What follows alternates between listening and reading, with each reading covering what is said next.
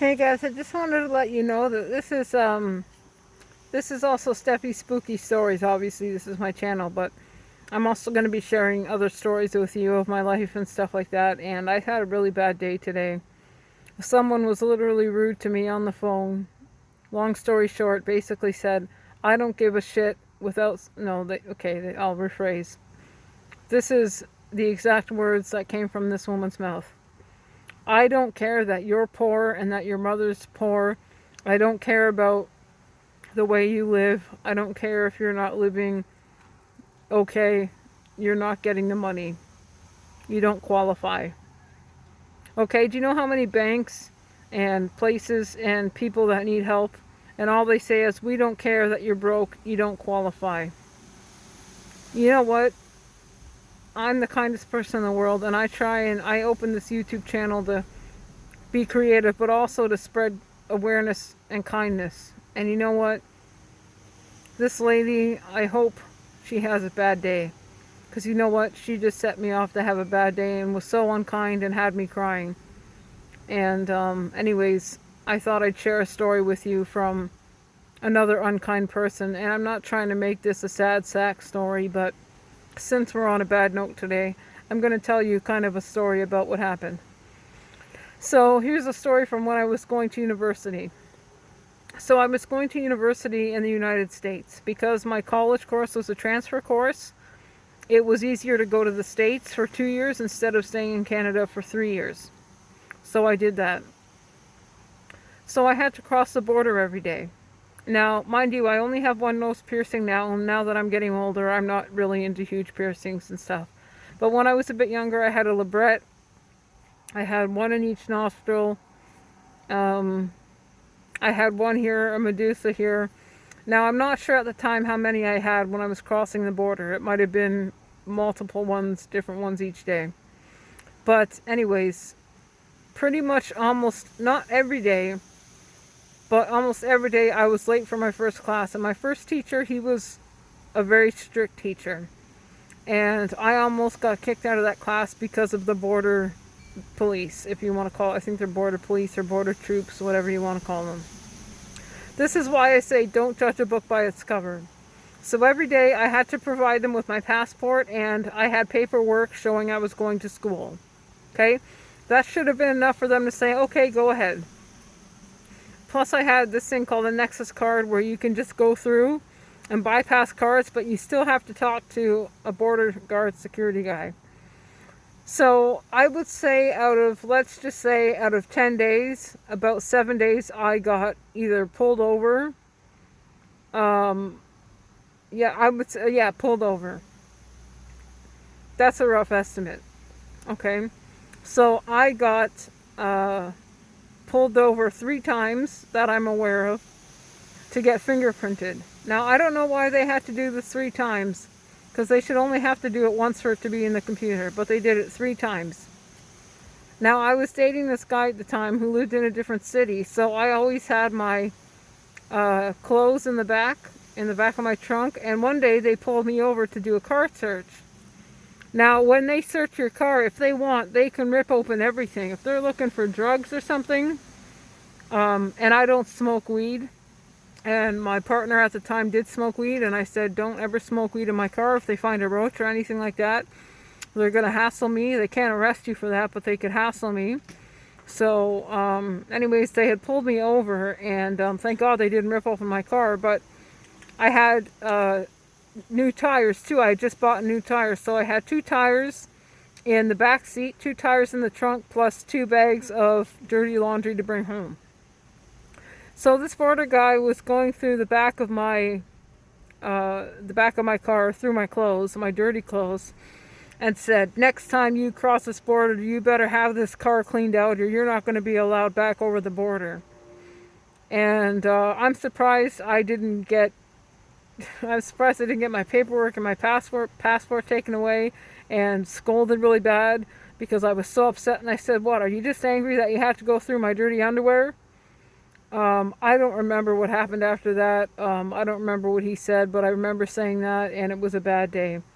But I ended up being able to go to school, but I was late. I can't tell you how many times I was late. It was enough times that my teacher was almost going to suspend me from that class. I had to get notes from the boarder or show proof that I was getting stopped every day. Now, there's no official way to tell you that the reason I got pulled over was because of my tattoos and piercings. Now, the only tattoos they would have been able to see was maybe the one on my wrist. That's the one that I have dedicated to my fiance that passed away. It's poker chips with his birth and death date. I have two behind my ear, like one behind each ear. They're music notes and hearts. And I have one on my chest. I want to get it covered up, but it's a teddy bear with balloons.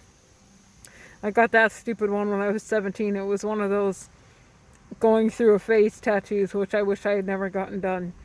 But anyways, that's the only tattoo I regret, is my chest, my teddy bear chest piece. But which funny enough is the one that everyone sees and they say, "Oh, I love your teddy bear tattoo, it's so cute." But anyways, I know for a fact it's because of my piercings and I think I had dreadlocks too at the time, and my tattoos, all of that together, and probably the way I dressed with my crystals and my metal hoodies, like I'm wearing a Slayer hoodie right now.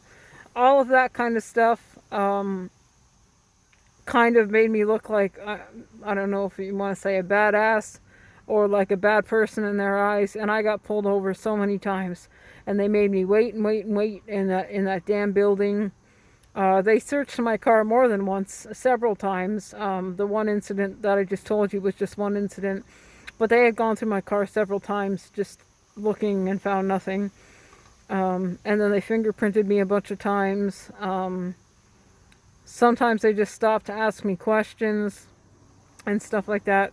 So I think my whole point to this story is, don't judge a book by its cover. Just because you have piercings or tattoos or dreadlocks or whatever, probably those type of people are probably the nicest people in the world. I just went for lunch a couple weeks ago and I had a really nice waitress who had beautiful dreadlocks, just like mine were, and she was the sweetest, kindest, nicest waitress I've ever had. So yeah, never judge a book by its cover. I'm not saying just because you're plain Jane looking that you're not kind. That's not what I'm saying at all. All I'm saying is, if you do look a bit different, or you do have piercings, or you do have tattoos, or you do wear heavy metal t-shirts and stuff, and you have crystal jewelry, and you're a little bit of an outcast or an introvert, that doesn't make you a bad person. It doesn't make you, whatever you think. No matter what kind of person you meet, no matter what they look like, no matter how they appear, if you don't talk to them, don't judge them. Do not judge somebody before you talk to them and know the real person and the real them. Because a lot of people can say a lot of lies and a lot of BS about somebody, and it cannot be true. Because people like to talk, people like to cause drama, and you know what? I'm tired of that shit in life right now. That's why I keep this channel 100% positive, because that's what I want to reflect in this world, and I want to reflect to you guys. And so since this was kind of a negative day for me and kind of a story to tell you guys that was a little bit negative, I want you guys to have a blessed day, and I want you guys to be safe and happy, and send prayers to the universe, or whatever religion you are, send out some prayers for someone else that might need it. And guys, really, there's so many things in life we take for granted.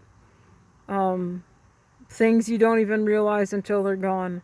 So try and be mindful of things, and don't take things for granted. Don't take people for granted, because like that, things can be gone. You know what I mean?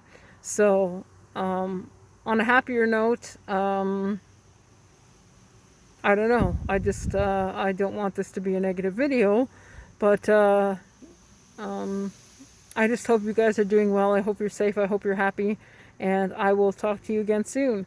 I'm just kind of thinking about some stories to tell you guys while I'm working on a supernatural video or another murder mystery video.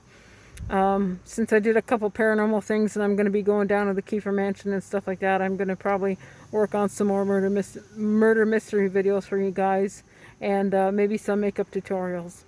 So I will talk to you guys later. Alright, take care.